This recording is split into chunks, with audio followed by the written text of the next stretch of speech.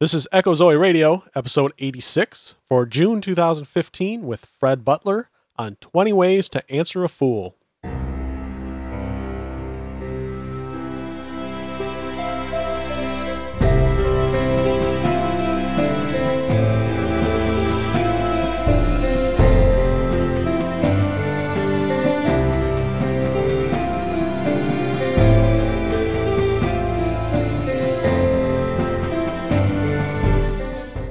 Welcome to Echo Zoe Radio, the podcast outreach of Echo Zoe Ministries, where you'll hear about important topics affecting the church today. Our primary goal is to explore a variety of issues while remaining faithful to God and His Word. Stay with us for the next hour as your host, Andy Olson, shares his conversation with this month's guest. Here's your host, Andy Olson. I'm Andy Olson. Thanks for listening to Echo Zoe Radio. This is episode 86 for June 2015. Fred Butler returns for this episode to discuss a series of articles he wrote for his blog in which he responded to specific objections to Christianity that were leveled by an atheist. The objections were not uncommon and provide a good template for demonstrating the thinking and argumentation that is used in objections to Christianity. You can find a link to Fred's articles along with the show notes that include an outline of this discussion, a list of scriptures referenced, additional resources, and related episodes of this podcast at echozoe.com/86. Before we get started, I want to mention Jerusalem's King, the film that was produced by the Mount Moriah Foundation and in association with Echo Zoe Ministries. The film tells the redemption story and spans biblical history from creation to the millennial reign of Christ. A digital download version of the film is available now in the Echo Zoe store, and your purchase supports Echo Zoe Ministries. I highly recommend it, and for just $2 for standard definition or $3 for high definition, it's a bargain.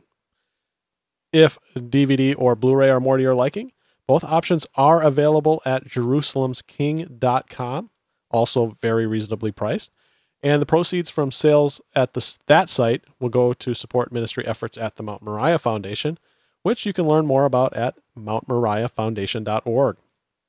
Also, if you're in the Twin Cities metro area on August 15th, Ryan Habana, who was the primary producer of Jerusalem's King, will be joining Alan Kirshner for a Bible prophecy conference in Eagan. You can get more information for that at alankirshner.com. That's Alan, KURSCHNER.com. Alan will also be joining me in studio while he's in town for a podcast on Bible prophecy from a premillennial, pre-wrath point of view.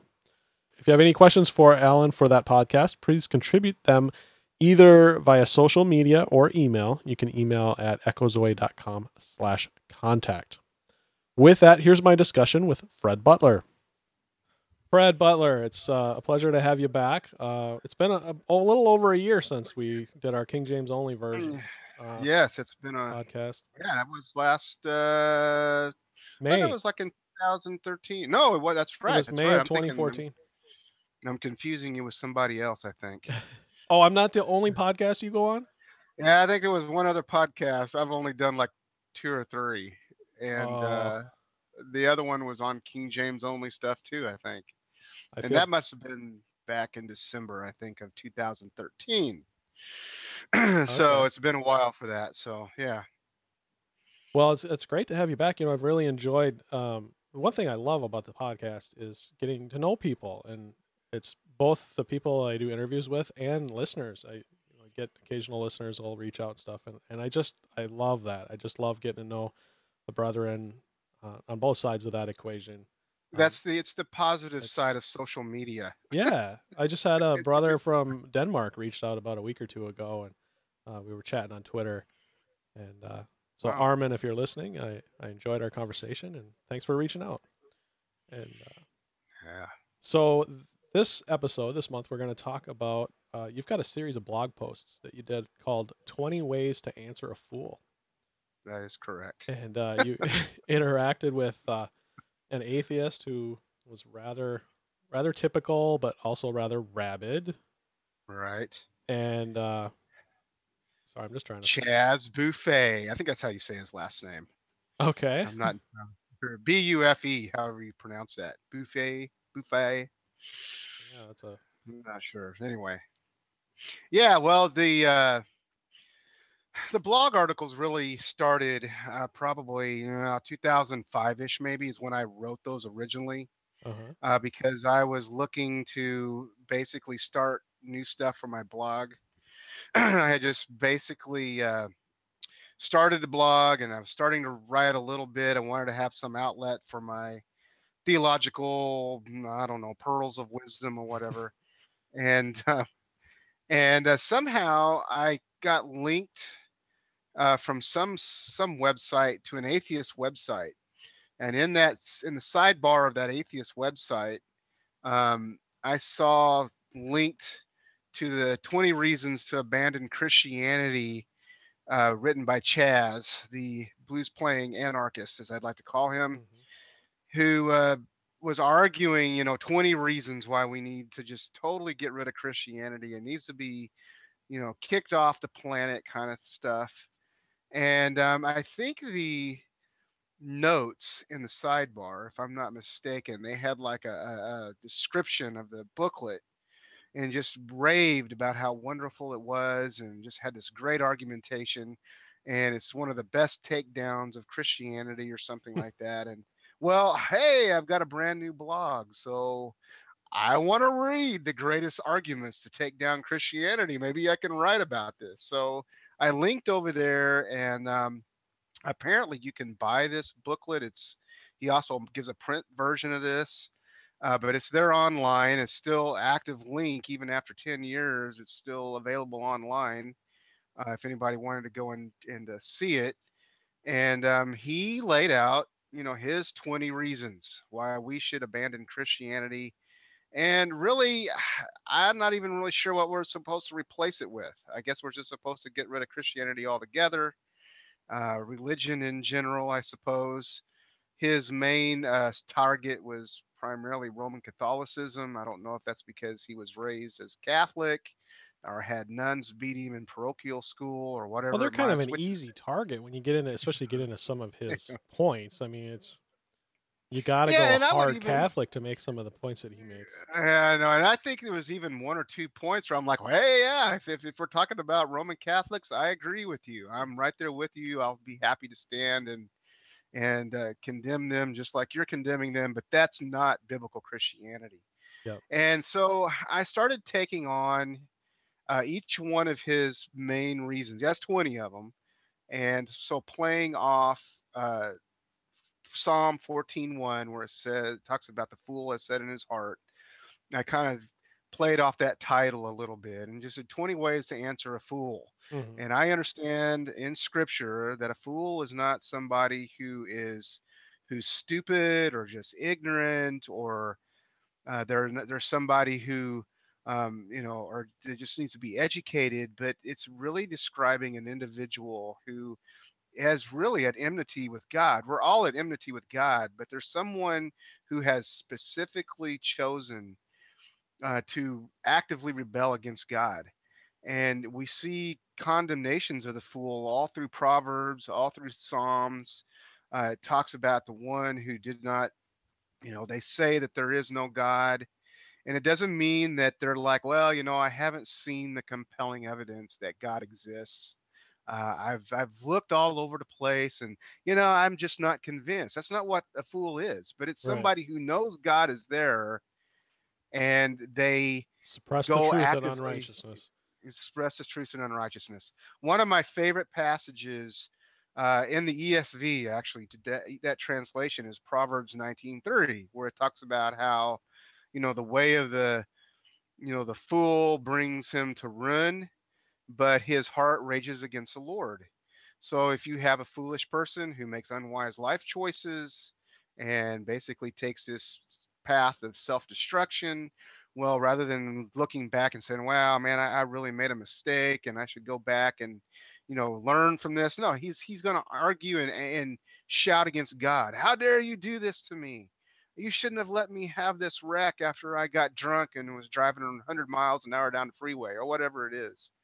And my thinking when I started these articles was, not only did I need good blog fodder, to start writing, and have something to kind of post on my blog. But I started to think that I believe a lot of Christians uh, were like me growing up, where you probably encountered, one of these crusty atheist types at your family reunions, Yeah. particularly at Thanksgiving or Christmas.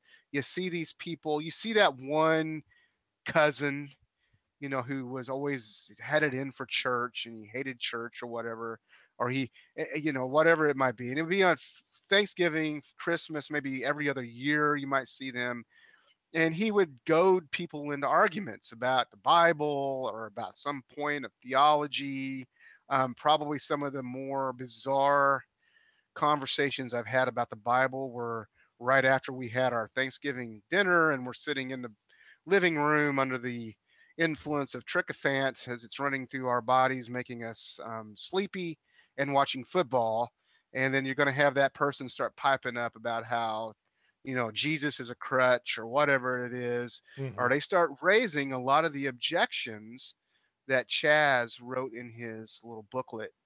And so I thought, well, I want to answer this guy primarily for readers who might see these here sometime. They'll come across them and they're going to encounter that person at the family reunion or the community college or, the dorm room roommate, whoever it might be, and they don't really have a ready answer to kind of respond to this person. It's not that you're trying to convince them per se, Yep. as it is you want to give them something to think about, that there are answers to these objections, and that you turn it around on them and you just show them, you look, the way that you're thinking is just as foolish, if you want to consider it that way, and it's silly. It leads to absurdity and to think this way. So that was sort of my goal and my objective with writing these articles.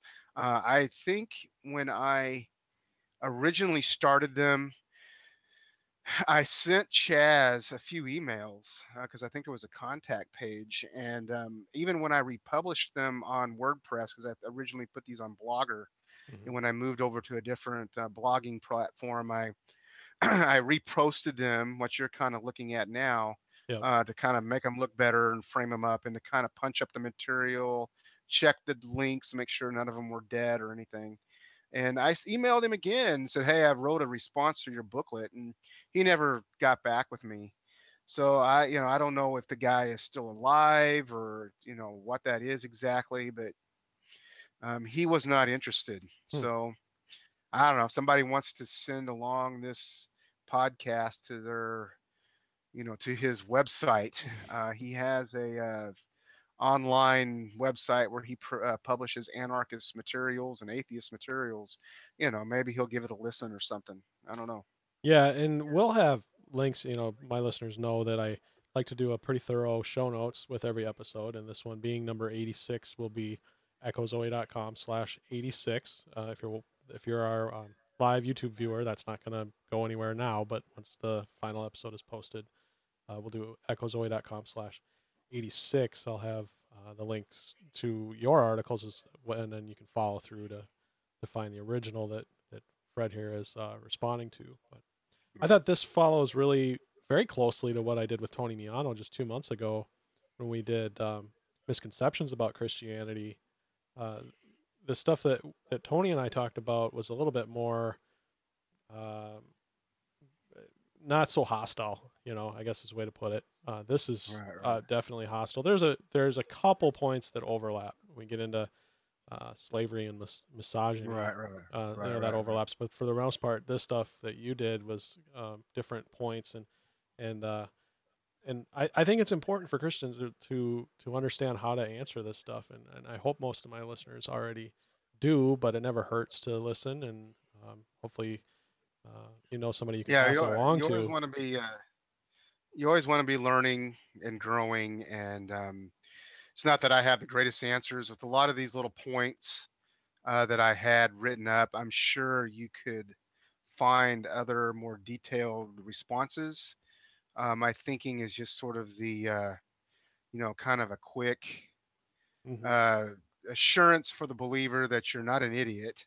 Right. like this guy is claiming, but also to kind of give you some, bullets to kind of give some quick ammunition to, respond whenever you're in the hallway or wherever it is where someone raises, well, isn't Christianity, don't they sanction slaves, and they, you could sell your daughters into slavery and all this other kind of stuff. And, you want to be able to answer that from scripture and just show them that, no, that's not what the Bible teaches at all. So, Right. Well, maybe, because there's 20 and I don't know that we'll have time to get through it. Hopefully we will, but we should probably just jump in and maybe start walking through some of these points, because I think it's great to understand what the argument is and how to respond to it. But he starts off his first one. He says that Christianity is based on fear. yeah, and I guess he was trying to get across the idea, and this is where he goes into bashing the Roman Catholics a Uh-huh. little bit. And he was kind of given the idea that, well, the reason why, people are Christians is because you have these priests that basically inspire terror into the hearts of children by telling them stories about devils and hell and all of these horrible things about the afterlife and judgment, and God's going to get you.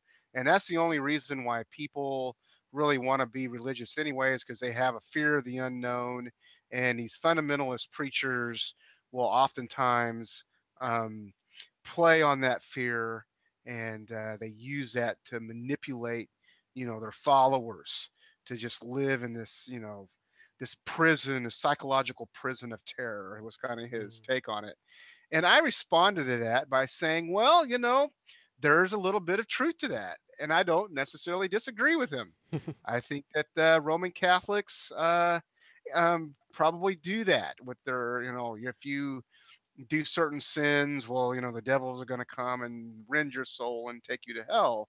I come from a fundamentalist background. I don't know what background you particularly come from, but growing up, I sat under a lot of these, what really amounted to a Christian youth group version of all of those old traffic safety films, if you remember, Yeah. where they would show you these graphic, Alice's death trip through scenes. the windshield.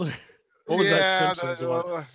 yeah, there's all kinds of, the red asphalt and Yeah. highway of blood, and it was supposed to scare you into driving safely. Yeah. And but we had those kind of stories. We had the youth evangelist who would come, and he would, talk about these apocryphal urban legend like stories about the kid who, went to the rock concert and whatever, and on the way home got in an accident, and as the ambulance drivers were, taking him, he was screaming, "Oh, I'm in hell! I'm in hell! Take all the That's like a demons are chick coming to track. me." Yeah, yeah, those kind of thing. Well, that stuff, I agree with you. That stuff is ridiculous. Yep. My faith in the Word of God should not be turned into, being fearful in that kind of ridiculous, really superstitious fashion. Mhm. I even recount a story in this post about how I remember I had a friend who claimed that he went to the Bill Gothard training stuff, and he told the story about how these Cabbage Patch dolls that were popular a long time ago, uh, they all had demons attached to them because they had, some of them were named after these Hindu gods or Buddhist gods. And this one particular doll was given to this daughter, to this girl, and she stopped eating. And all of these people were, what's going on? Why is she, doesn't want to eat?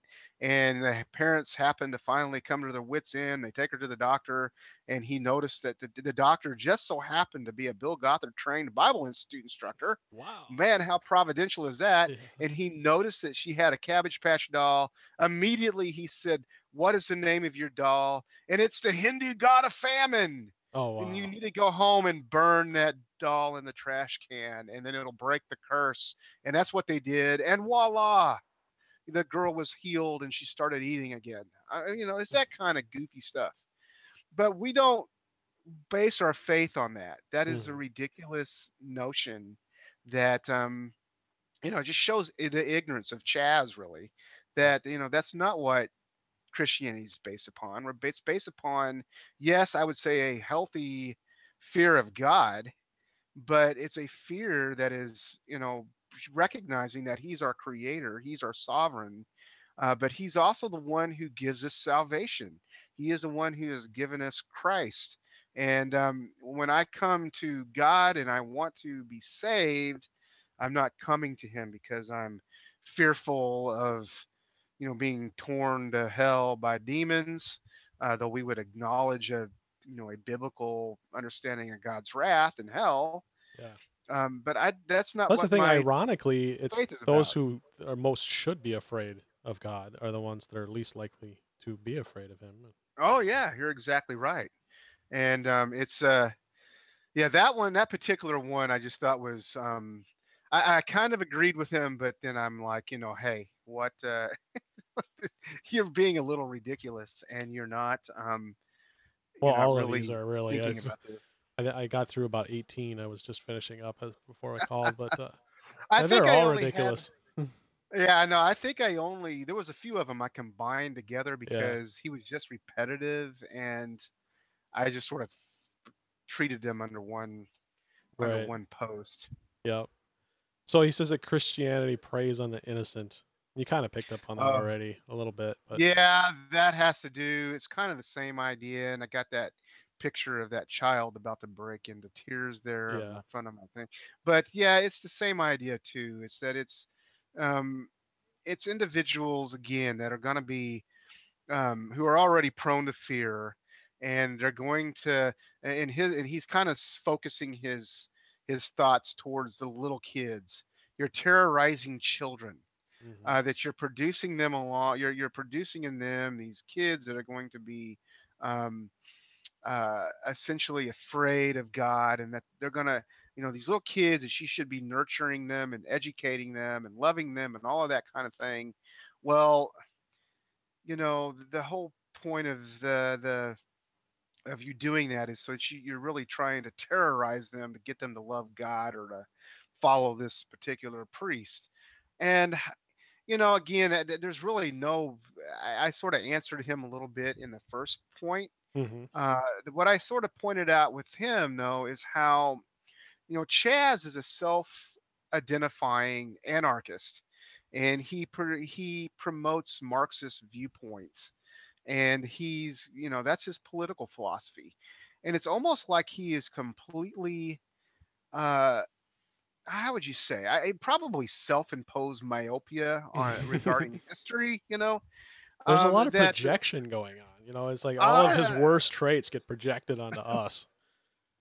I know, and I kind of pointed out that hey, these people like Karl Marx and Jean-Jacques Rousseau, they basically took the whole idea of these philosophies, and some of these men like Pol Pot is the one example that I used, who went in taking Marxism and Rousseau's blank slate philosophy and all of that, and he brought it to Cambodia, and one of the first thing he did after he killed all the Christians was to get all the youth and to create this, these jackbooted thug youth army that went around and instilled terror into all the normal people's lives. Hmm. If you remember that old film, The Killing Fields, there's a really amazing scene where he's, where the character who's been left behind and he's in one of these camps, re-education camps. The one little semblance of civilization that he had was this tomato plant that he was kind of growing and nurturing, and outside the door of his camp. And there's a scene where he's outside, and the army guys come up and they bring him outside and standing there in front of his tomato plant. And this 13-year-old girl comes in and tears it up and stomps all over it. And it's like, well, what kind of, that's obviously a movie, but that kind of Hmm. stuff went on.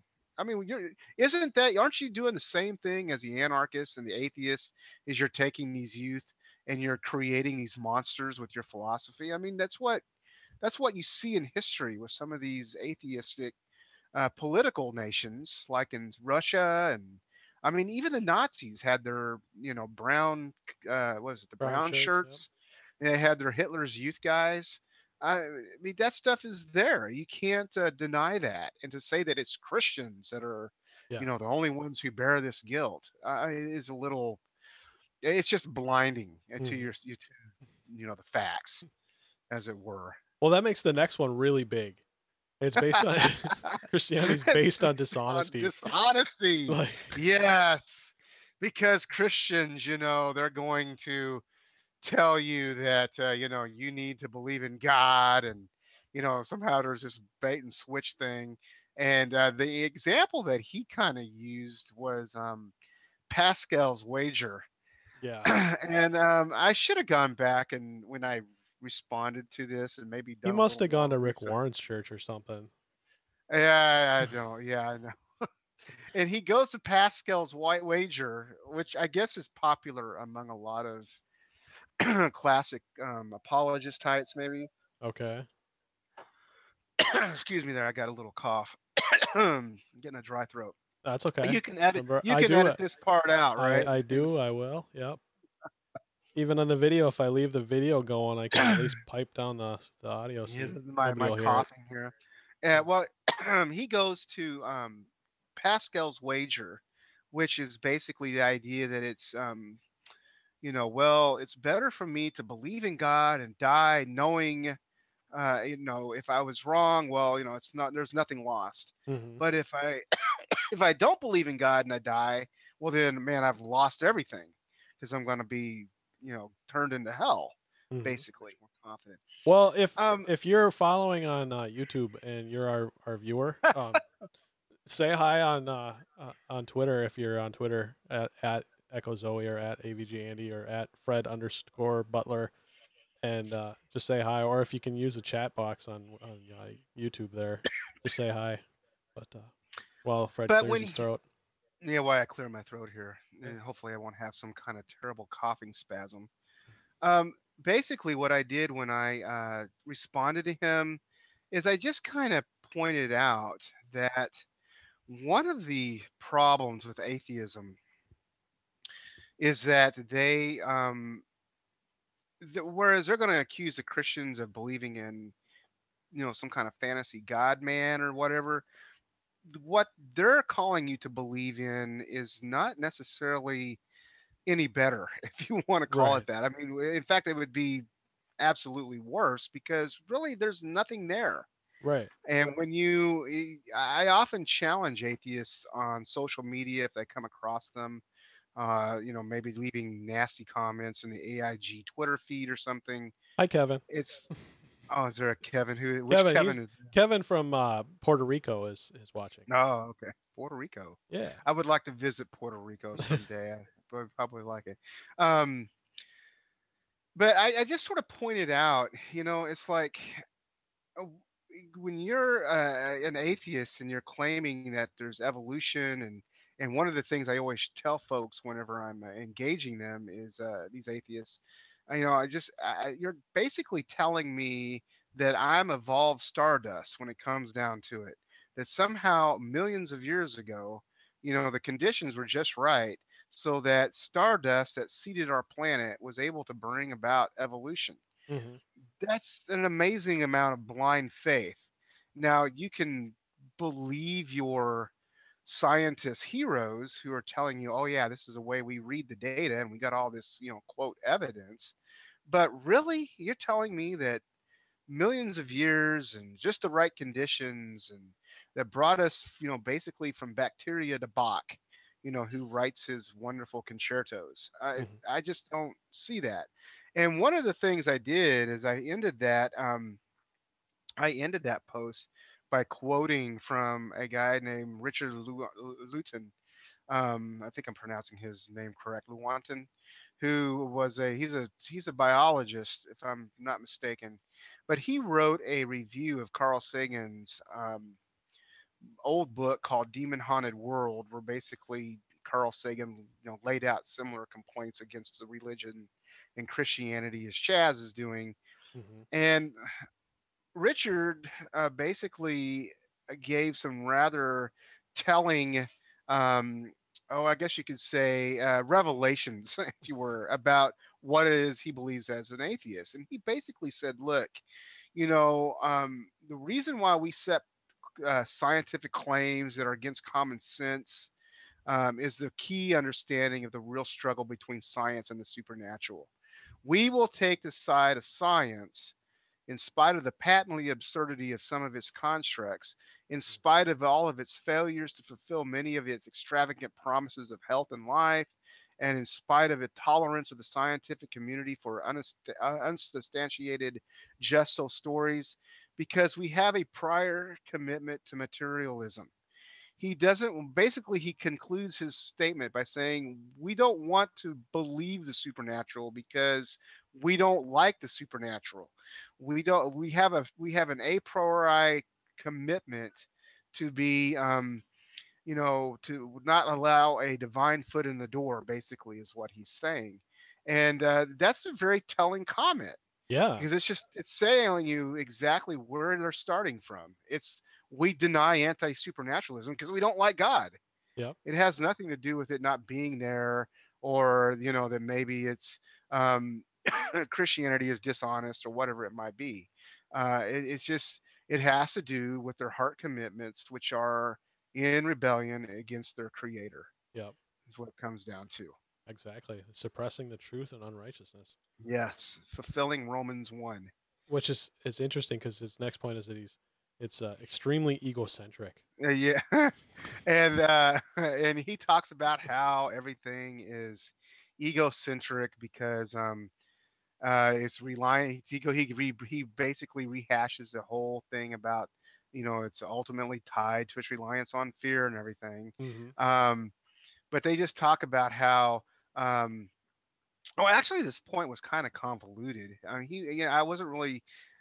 He was trying to argue that uh, he just talks about how Christianity and the belief in God is intimately concerned with all the little nitpicky aspects of, and it tries to get into people's lives and control them and everything, and kind of keep them centered on, I guess you could say, Christianity or religion or whatever.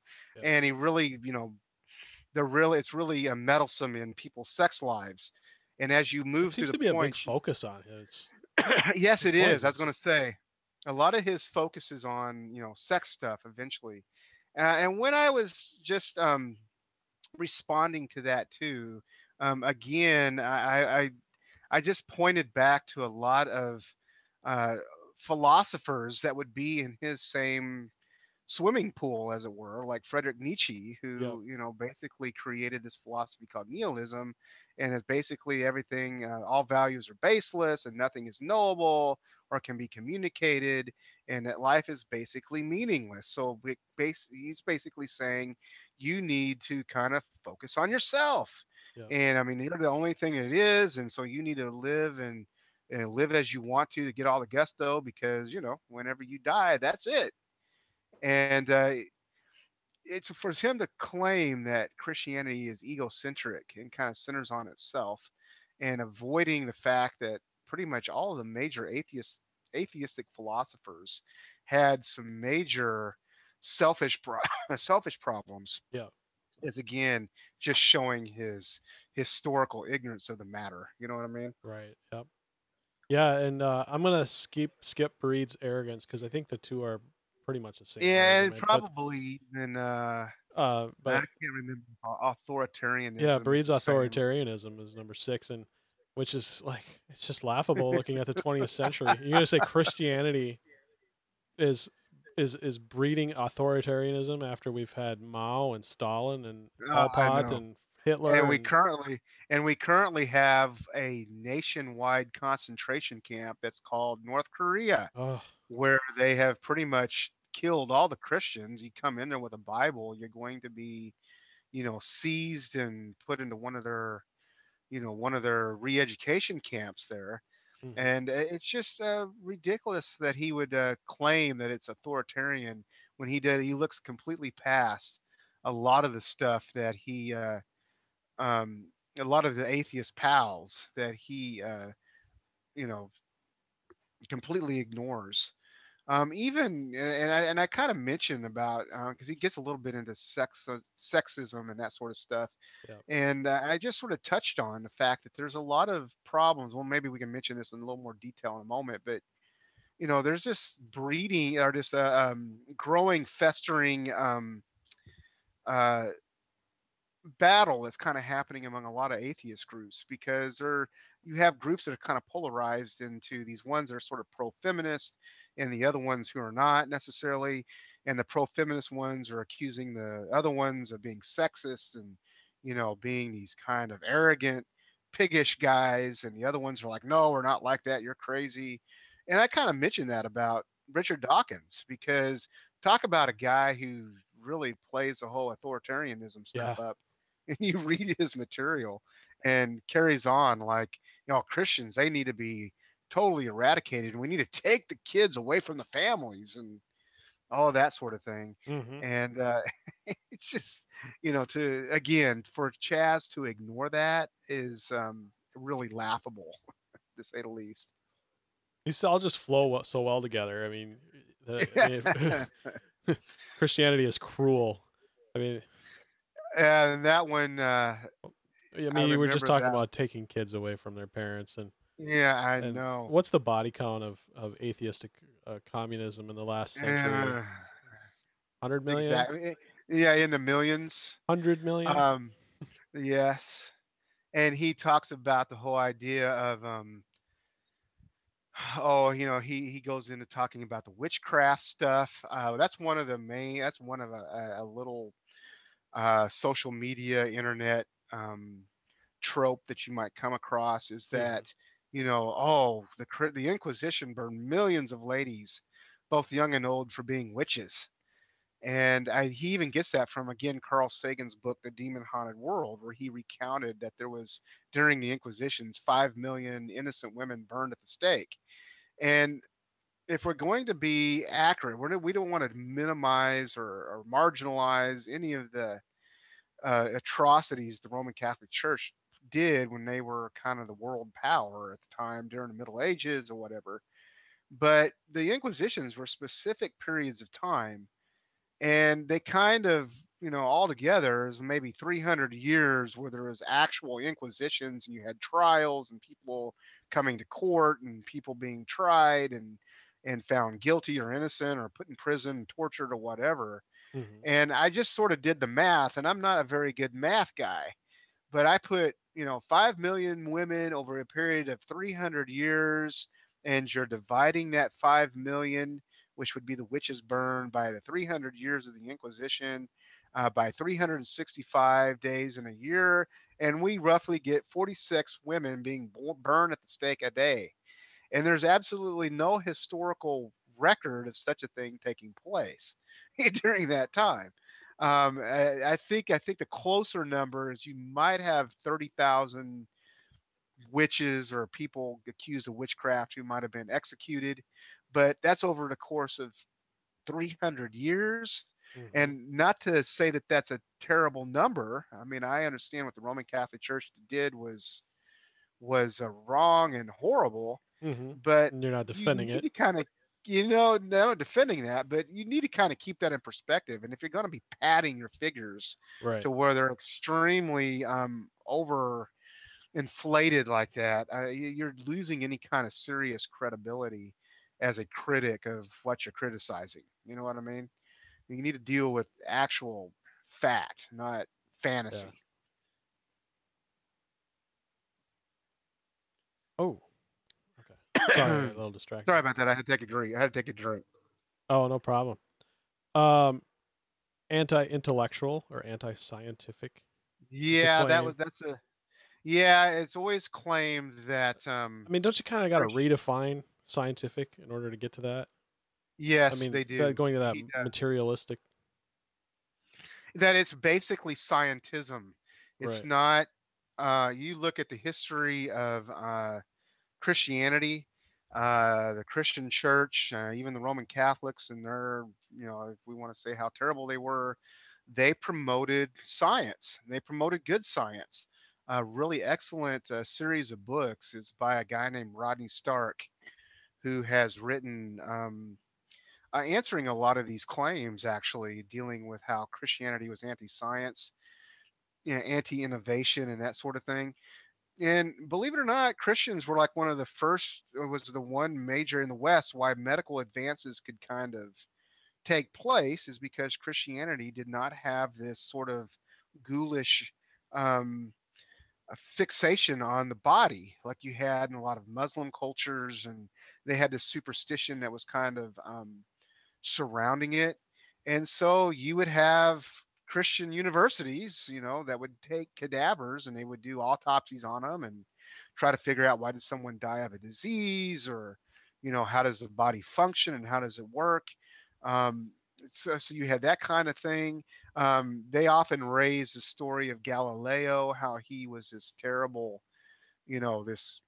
Well, I should take that back. He was the guy who was trying to get the church away from, all of the superstitious Bible only view of looking at cosmology, and these literalists that were saying that the sun revolved around the earth, when we know now, because of Galileo's findings with his telescope, that the earth revolved around the sun. But if you read that whole affair there, Galileo was basically challenging the main cosmological model at the time, which was an Aristotelian Ptolemaic, made from Ptolemy, the idea that, the earth was a center and everything kind of revolved around the earth. And so they built their whole cosmology based upon that Greek understanding of the cosmos. And Galileo is showing, well, that's not what I'm seeing with the evidence, with the visible evidence that I can take here. I'm not seeing, what Aristotle was saying about the cosmos. But the Bible really doesn't say anything about that. It just says that, well, it'll say that the earth, goes up, comes up in the east and goes in the west. But we talk like that today. I don't understand why that's. I mean, you go on the Weather Channel, it says the sun rises at 6:55, the sun will set at 5:45 or whatever it is. So that's not a scientific, anti-scientific way of thinking. Um, I kind of pointed out to him that when you look at various atheist groups, many of them think in unscientific terms. In fact, they don't even follow their own scientific models. And I had a few quotes in there from just people who, one particular science writer, Boyce Ressenberger, who wrote this in his book about how the world works. He said, and I quote, "At this point, it is necessary to reveal a little inside information about how scientists work, something the textbooks don't usually tell you. The fact is that scientists are not really as objective and dispassionate in the work as they would like you to think. Most scientists first get their ideas about how the world works not through rigorous logical processes, but through hunches and wild guesses. As individuals, they often come to believe something to be true long before they assemble the hard evidence that will convince somebody else that it is. Motivated by faith in his own ideas and a desire for acceptance by his peers, a scientist will labor for years knowing in his heart that his theory is correct, but devising experiment after experiment whose results he hopes will support his position." And that's how a lot of stuff works. That's not very scientific, and it's not very intellectual either, if we want to consider that. Are you there? Oh, Sorry, I just got a little distracted here. I'm trying to make sure this YouTube thing's working all right, and kind of trying to listen to you and go through. And I don't have a producer, so I have to like do all the back control room stuff myself. Oh, no, you have that Kevin David guy saying he can't hear us. I'm so sorry. Oh, and what I did was I muted myself, because I got the computers hooked up to speakers, and I muted it, and then turned basically like logged into YouTube, clicked the link, and watched. Pardon me. I was able to hear you just fine coming through, with about a 20 or 30-second delay. So I think the sound should be working all right. I think maybe he's. I hope so. Maybe Kevin 3 minutes ago said it's not working, so Yeah, I think. he can't hear me. Oh well, sorry about that, brother. Oh, he says now it's better, but more editing to do later. Sorry, listeners to the podcast are not going to care about this little. This will be a long weekend for you.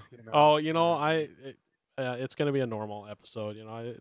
Maybe slightly more editing than normal, but not much. It's going all right. But sorry about that. I wasn't completely distracted. Right. But I think number 9, he jumps kind of more into, I think, what is the real issue here for him, and he starts really getting into this. He says Christianity has a more unhealthy preoccupation with sex, but I think judging by the rest of his points, saving one or two here and there, right? I think he's the guy that's got this obsession with it. Yeah. And I know on my website I combine points 9 and 10 together. And kind of address them together because the anti-intellectual the point 10 says this. Oh, sorry, 9 and 10. 9 and 10 are together. Yeah, because it's basically the same subject about sexual. Yeah, produces sexual misery. Was number right. 10. And one of the things that he kind of carries on about, and this is one of the huge urban legend among the world, is just that Christians are somehow prudish and we don't like sex and we don't care for that kind of stuff. I can tell you right now, as a healthy man, that's not true. And I'm a Christian. And it was not true, as I point out, for many of the Puritans. The Puritans are often maligned as these prudish, non-sexual people. But that's not the case. I mean, they got married and they had massive families. Yeah. In his book called Worldly Saints, Leland Ryken wrote just talked about this and how they had massive families. And so if you have a bunch of kids, you have 11 kids, you obviously like sex a lot. And it wasn't something that they shied away from. Yeah. The Bible never does that. God loves the gift of sex. That's why he's created it to be used and enjoyed in the confines of his boundaries, which he has set between a man and a woman in marriage. And so for this idea that there's some kind of misery among Christians because of this, really what as I pointed out in the remainder of this post, what I think that he's troubled with is that he doesn't like the restrictions only to marriage. And monogamy, if he's he doesn't like monogamy. Yeah. If he's a lot of atheists, they want to pursue, any kind of sexual, encounter to the utmost abandon. They don't want to have any kind of restraints. And I would even say that they probably are bothered by, even those annoying age of consent laws. Oh. Why do I need to be, why do I have to be with people my own age? Why can't I be with younger people? Yeah. And it's just, you see him talking. He even says in one of his, in another point somewhere, he kind of talks about how come Christians, or how come, God is such a square and he doesn't want to, let people enjoy threesomes and that kind of stuff. I mean, well, obviously you're dealing with a guy who's kind of got this issues. Perverse understanding of sex on his mind. Right. And, for him to claim that about Christians, it's absurd. Mm-hmm. Most of the I think you hit the nail on the head, though, talking about, the Puritans who were the best in our recent history or our memory at doing the best to live out their Christian faith, and they had large families. And I know, I don't want to get, we're going to keep this clean. We're a family show, but I know that you've got it tasteful. You've got 5 kids, and I've got 3, and I've got another on the way. And yep, all of the homeschooling families I know, and we're in homeschooling families are usually the ones who take the brunt of all of the mockery and you think of the Duggards and all that. They all have bunches of kids, and we recognize that big families, healthy families is what honors the Lord. I'm not saying that's for everybody, and I think God's given you that opportunity. Go for it. But it's this, it's something that we as a Christian couple enjoy, and we want to see flourish with our own kids. Right. We want to have the God honoring understanding with sex, not just sort of the atheist kind of do whatever you want Right. understanding of sex. Yeah. So you hit 9 and 10, and 11. Christianity has an exceedingly narrow legalistic view of morality, and Oh he yeah, there you. and of course kind of in that morality encapsulated within it, of course, is a subject we just discussed. Yes. He's trying to say that, I mean, I guess if you want to say that we're moralistic in the sense that that we're somebody who we want to respect God's laws, and we understand God has set a moral absolutes to work in His creation, and we see that played out, I think, in the natural realm. But the when you talk about morality, they usually, when an atheist goes after morality, they're going to be complaining about the whole moral absolute aspect of morality. How can Christians be so dogmatic about moral absolutes? Yeah. But what I always find interesting is whenever there's some kind of terrible injustice, particularly when there's a Christian who does something bad, atheists are quick to jump on that. And all of these people who have been arguing with me in angry tones about how there's no moral absolutes are automatically morally absolute that what this guy did was morally wrong. You know what I mean? Mm-hmm. And when Josh Duggar, that scandal was sort of revealed about him from 12 or 15 years ago. I mean, all the atheists talk in Twitter is like, this guy needs to be put in jail. And, all of a sudden, you guys who don't believe in moral absolutes are absolutely certain what he did was wrong. I mean, where did that come from? Right. You have no room to talk, basically, with that at all. Yeah. Anyway. Yeah, and that the Duggar thing just came out. For those who might be listening in the archives, it just came out in the last few weeks that Josh Duggar, the oldest son, had been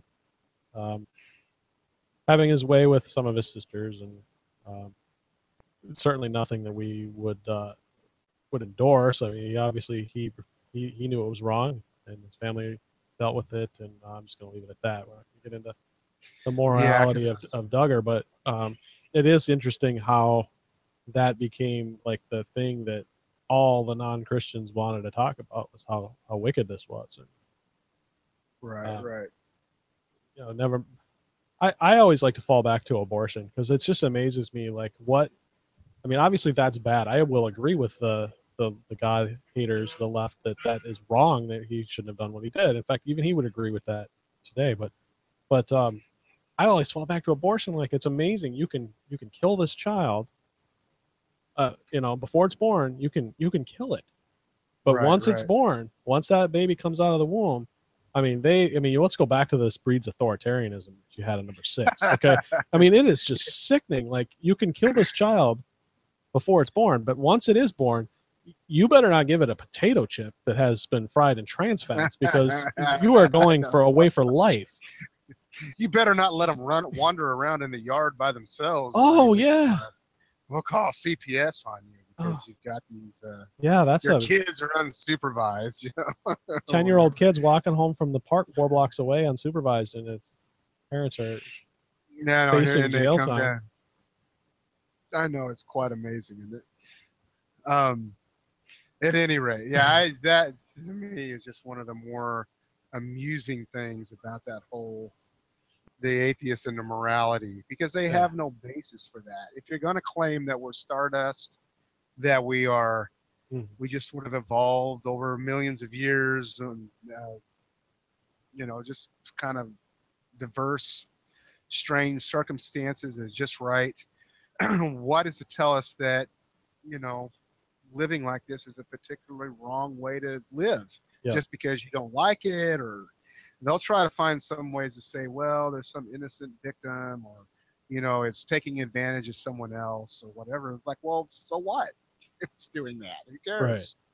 Who's to tell me that's wrong? Maybe that's the right thing to do. Well, a lot of times they'll fall back on legality. They'll say, though, well, we're going to define our morality by the law. And, that doesn't work either, because it's easy to go back to. If the law changes. Well, it's easy to go back to 1930s Germany, 30s and 40s Germany, and say, murdering Jews was legal. It was completely legal. Does that make it moral? Yep. I hear what you're saying. There's even a book that talks about how, I think the name of it is Neighbors. I cannot remember the title of the author of the book, but and they just talked about how you had Jews and Germans and, Polish people, Gentiles, I guess, living side by side in relative harmony, and no one bothered anyone else, and they worked together. And then the Germans came in and took everything over and told them, well, you can kill your Jewish neighbors. And it's like everything changed all of a sudden. It's like, okay. And so they would kill them and take their property. And yeah, I mean, it was just, it's terrible. If you have someone that changes the law, they're going to change the law quite possibly regarding, gay marriage. Right. Are we going to, all of a sudden, like, okay, we got to start marrying men and women together in church? Well, no, we're not going to do that. Right. Because we have a higher authority over us. And, it's just, it's just an inconsistency on the part of the atheists to argue in such a fashion. Right. Now we got 6 left, and I think we can do it if we. We could probably run through these. If we run through them, I'm gonna lump. Lump the next 2 together because I think they can be addressed. Which ones are those there? Christianity sanctions slavery, and Christianity is misogynistic. I think we. Okay. Yes. Let's look at those 2 real quick. Yes. The claim is, and honestly, you could do a whole entire show looking at the various passages. I've interacted with a ton of atheists. I even have some other extended articles answering this question. The claim is that when you read in Exodus, you particularly read in the Torah, it talks about how when Israel would go in and they conquered the promised land, got rid of all the pagans that were there. Well, then you could take them as slaves, and they would be your indentured servant. They also appeal, the atheists will also appeal to Ephesians 6:5, where it talks about, slaves serve your masters. Same thing is repeated in Colossians 3:22. And, honestly, those passages need to be considered in their context, what's being discussed. It's typically the mindset is, well, they kind of project, 1800s Southern slavery and the Civil War and all of the things surrounding that to ancient history 3,000 years ago in the ancient Near East. And, the rules that God set down for a nation state of people that he was intimately involved with is obviously going to be different than it is involving the rest of the world now in the church age, now that we're, God's plan is kind of expanded around the globe. But none of those things were really dealing with slavery as we know it.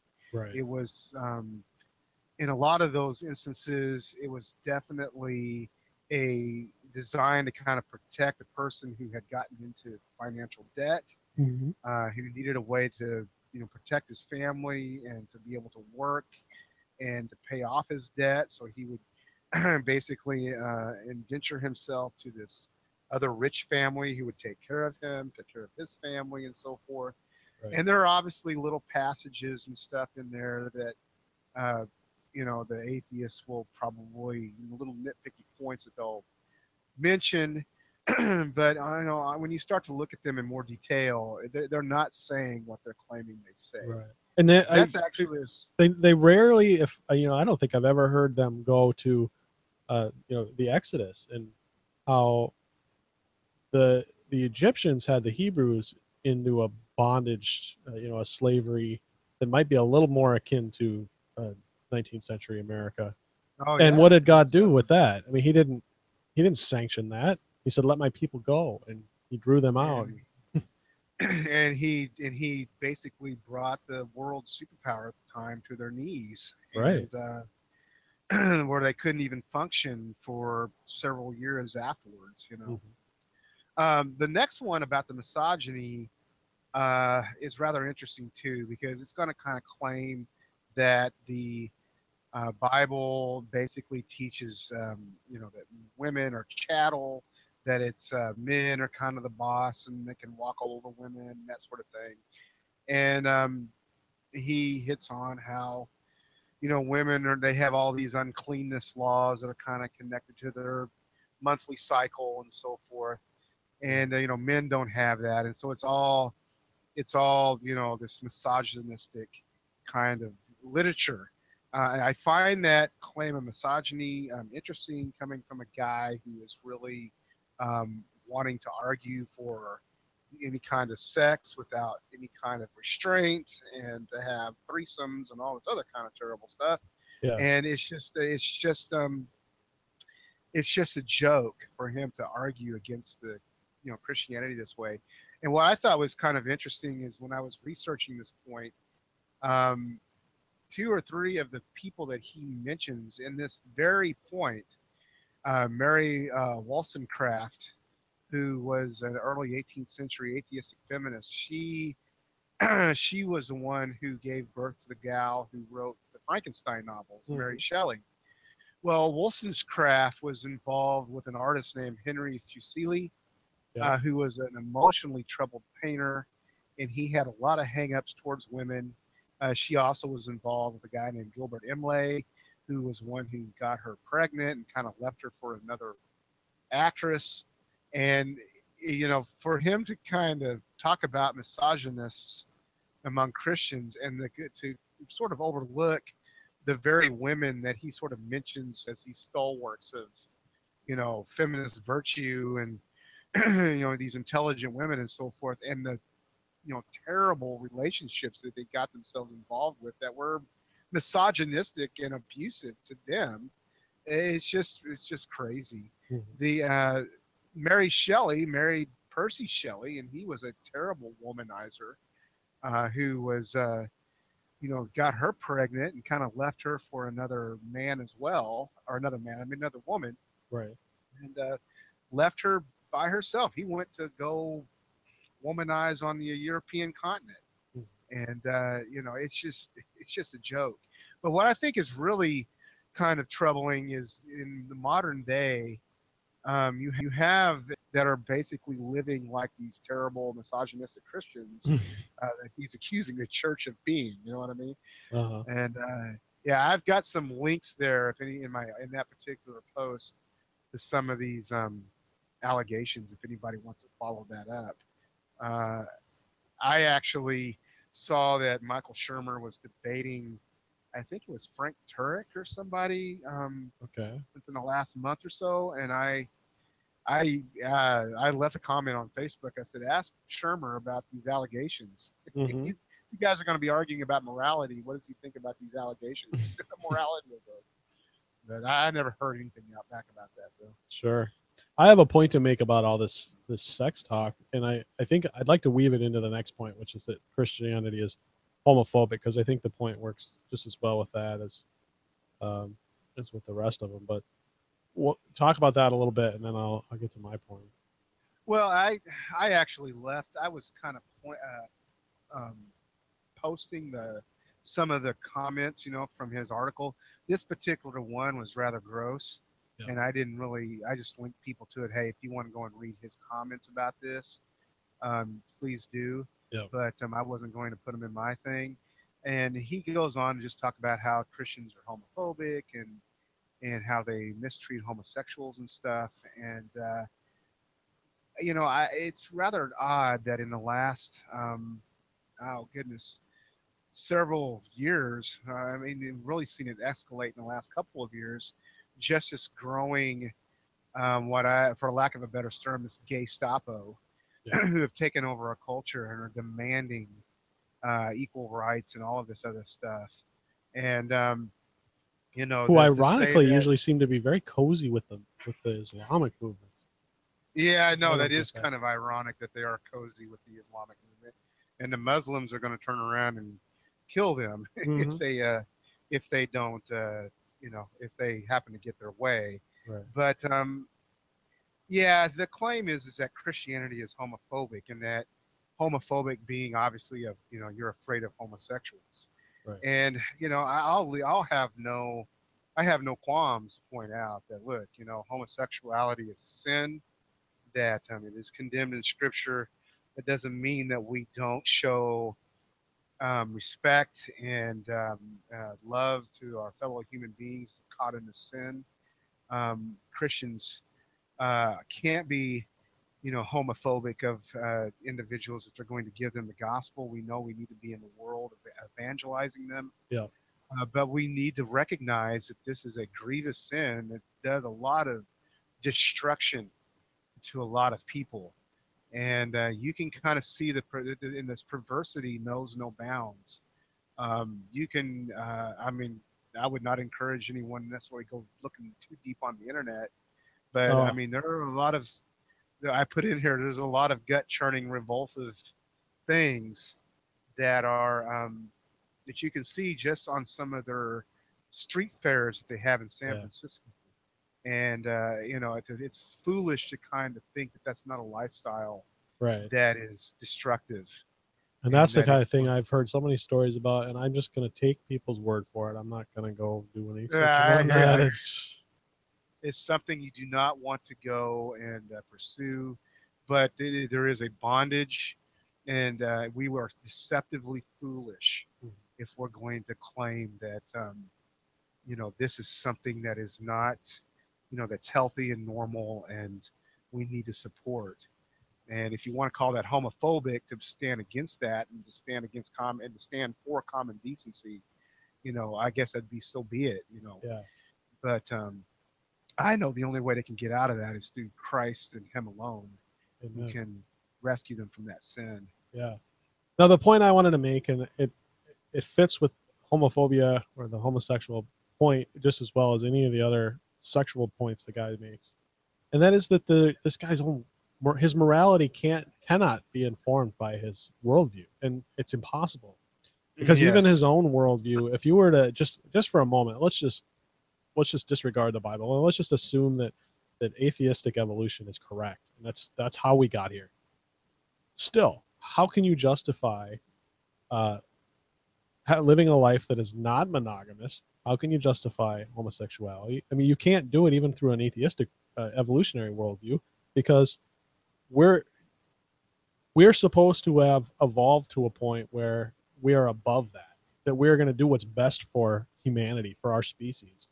And Right. running around sleeping with everybody you can possibly get into bed is not going to further the species. That kind of thing breeds disease and death, Right. whether it's heterosexual or homosexual.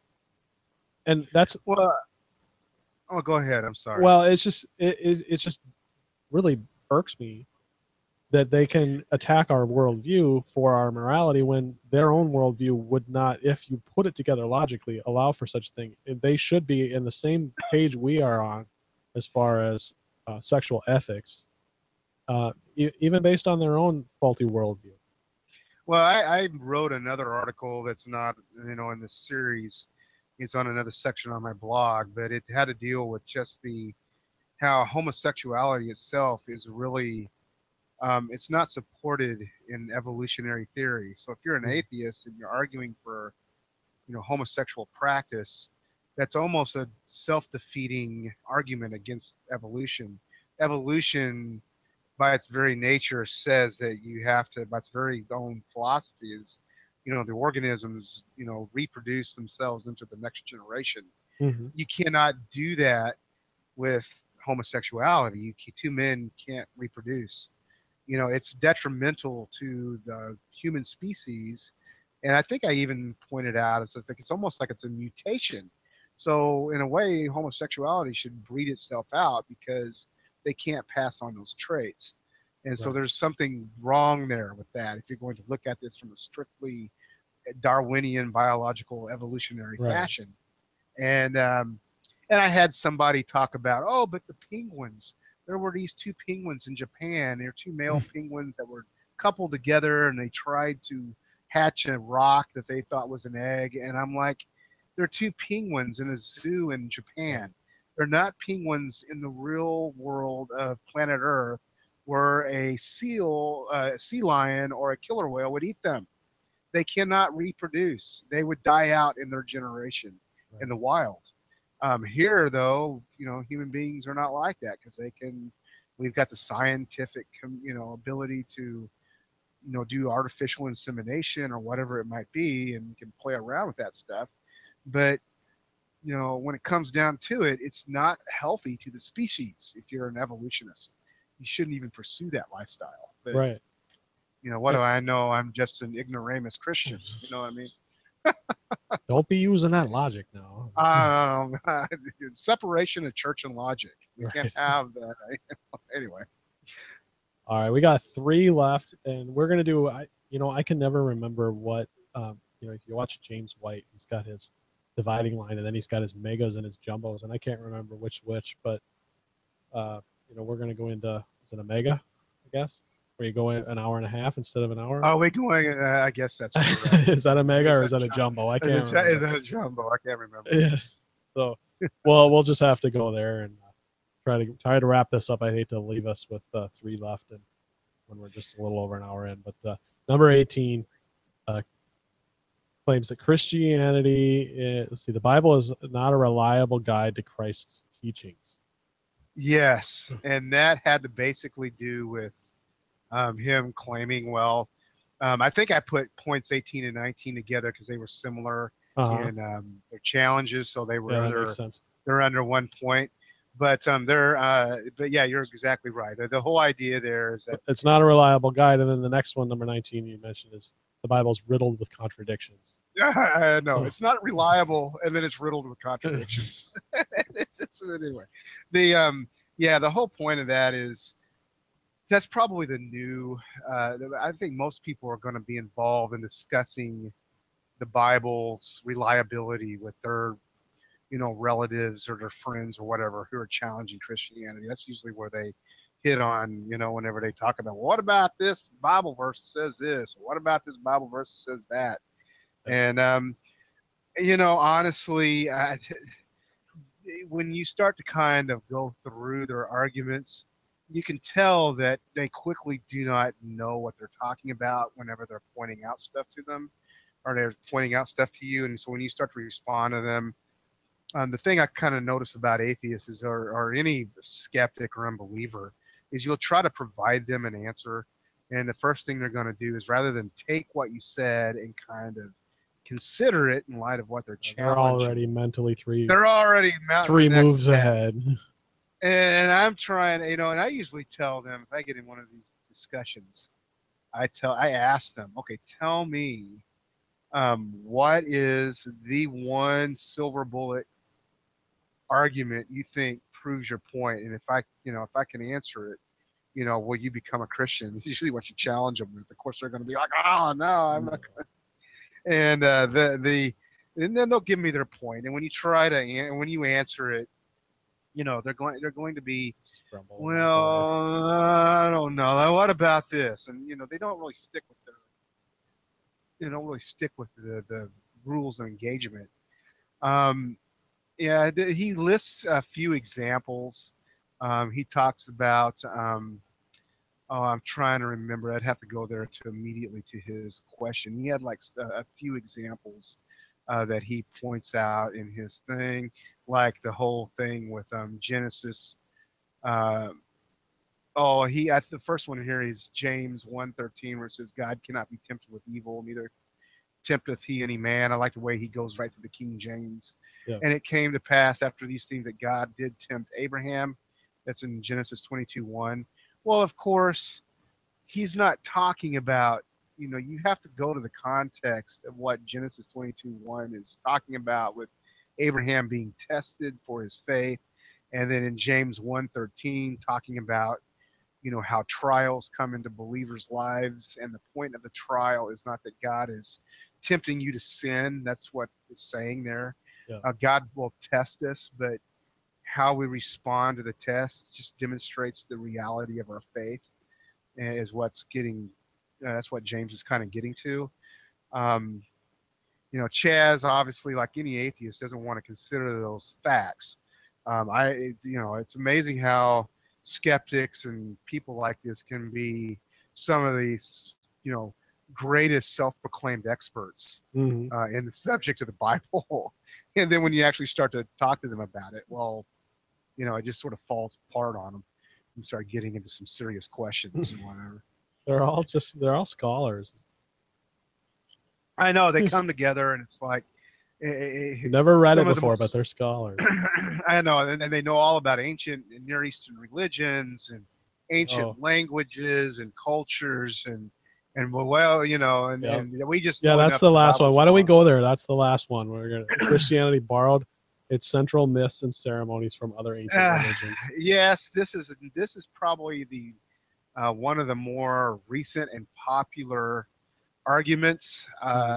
It really started with the German philosopher Bruno Bauer, who kind of fabricated this idea that the whole concept of Jesus and his resurrection and all that were taken from ancient sources, other religions, these Jesus myths. There is a ton of good, solid refutation of these arguments online. J. Warner Wallace, if you're familiar with his Stand to Reason cold case Christianity, he works with Stand to Reason now. He has some really good articles on this. The one that Chaz kind of hits on is Mithra, and Mithraism flourished shortly after Christianity was founded.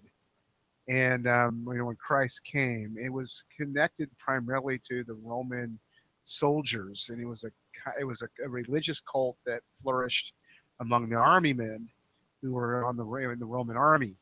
And it's a mystery religion, and we only know about it because some of these things exist, and we dug up some of their hidden chapels and meeting places.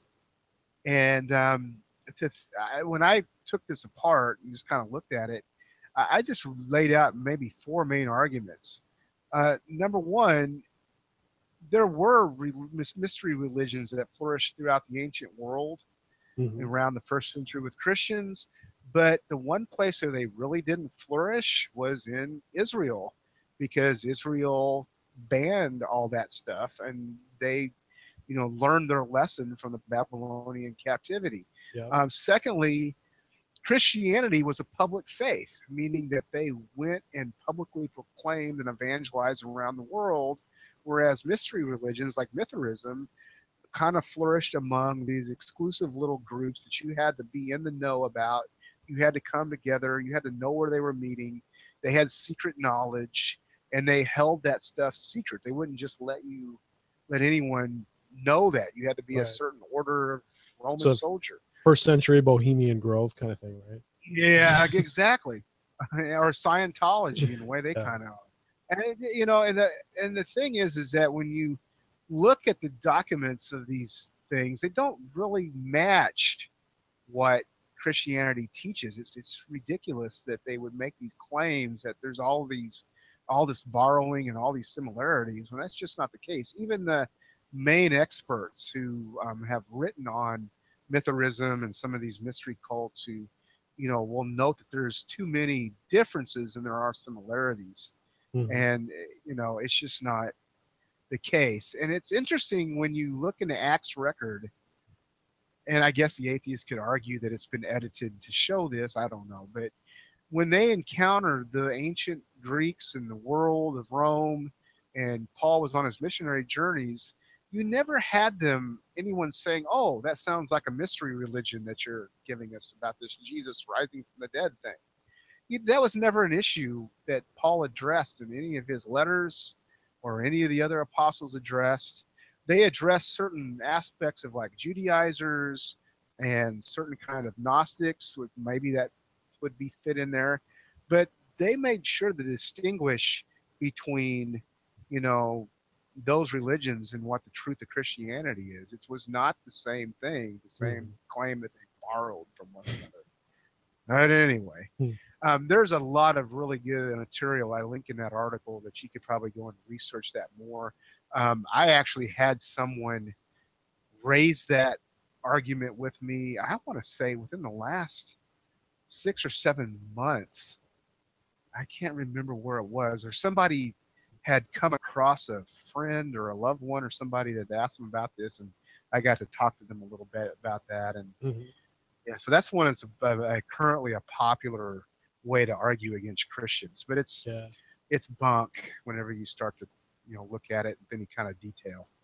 Well, again, if anybody missed it before, this is episode 86. So when I post the final episode, it'll be at echozoe.com/86, and I'll have links to, first of all, the article. That there's several articles actually that we just went over. We were just worked through, and also some of that stuff that you've referenced in the course of the discussion. We made it. I don't know how we got through 20. I think it's that going to the jumbo or the mega or whatever. No, what was the final time? Well, my recorder right now is at 1 hour and 19. So okay. That's good. That's not too bad. People listening, I don't know what that'll be in the final thing because we add some. They're probably all. They're all. They're tuned out. They're tuned out.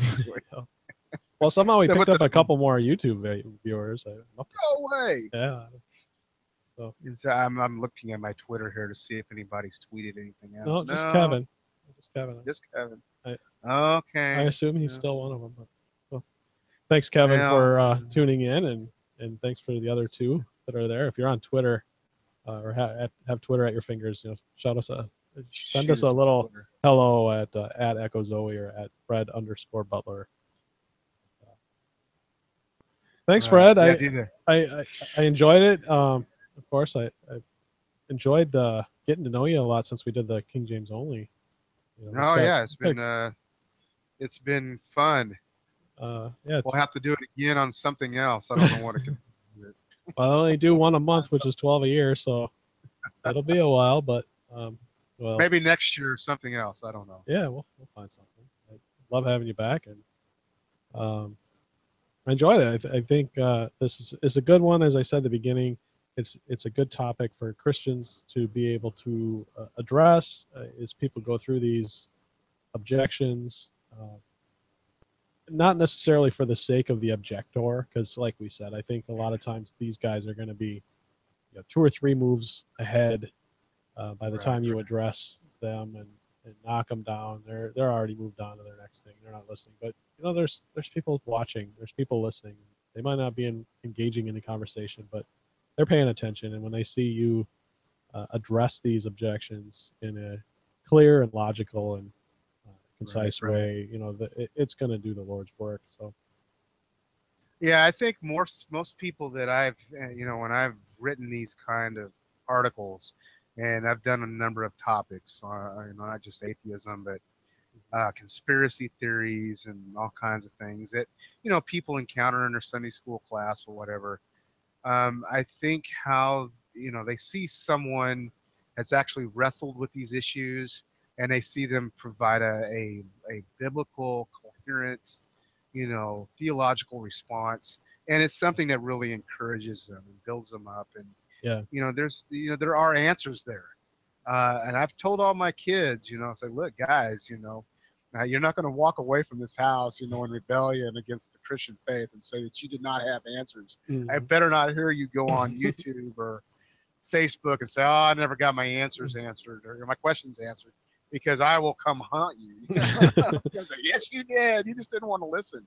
Yeah. So there are answers there. I think a lot of these guys just don't want to hear them. And but that's God's work. It. Those quotes you gave of the naturalistic evolutionists that flat out say that they're bought lock, stock, and barrel into their materialistic worldview, and they're not going to move from it. You're exactly right. And only by the grace of God and a miracle in the heart.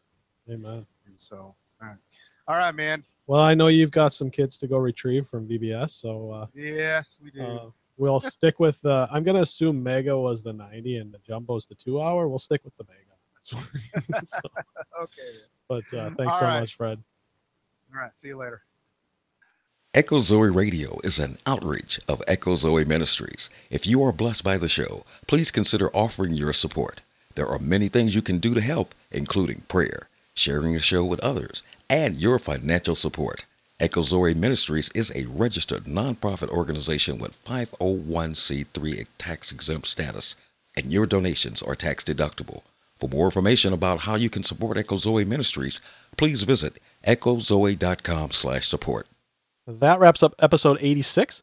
Thanks for listening to Echo Zoe Radio. For show notes, visit echozoe.com/86.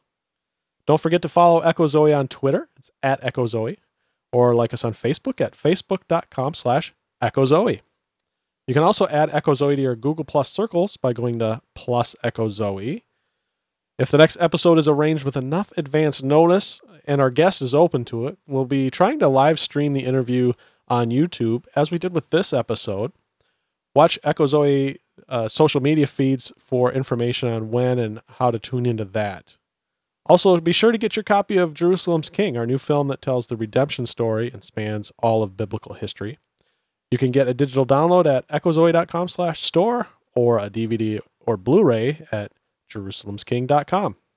Lord willing, I'll be back next month for the July 2015 episode of Echo Zoe Radio.